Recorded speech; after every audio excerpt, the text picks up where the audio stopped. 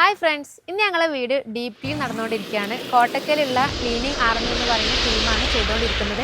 അപ്പോൾ deep clean എന്നുള്ളതുകൊണ്ട് എന്താണ് ഉദ്ദേശിക്കുന്നത് എന്നുള്ളതും ഇവരെ സർവീസിനെ പറ്റിയിട്ടൊക്കെ നമുക്ക് ഇവരെ മാനേജ് ചെയ്യുന്ന മാനേജിങ് ടീമിനോട് തന്നെ ചോദിച്ചു നോക്കാം അല്ലേ? ഓക്കെ.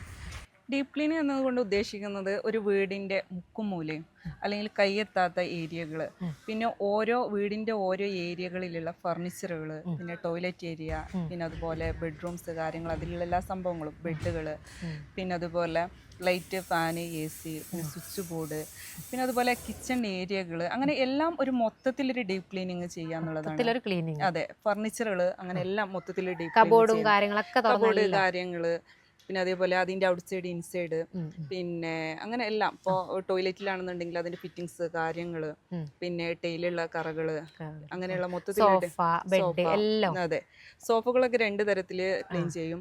പിന്നെ ഈ ഡീപ് ക്ലീനിങ്ങിന് പുറമെ